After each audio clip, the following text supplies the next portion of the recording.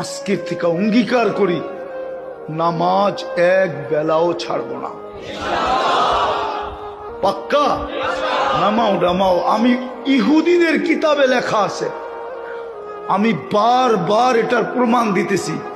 ইহুদিদের কিতাবে লেখা আছে যেদিন মুসলমানের জুমার জামাত আর ফজরের জামাত সমান হবে, ওই দিন মুসলমানের বিজয়ের পালা শুরু হবে। লড়তে আমাদের হবে না, আল্লাহ আমাদেরকে দিয়ে লড়াবে না। আল্লাহ আমাদেরকে মশা মাইরা হাত কালো করাবে না।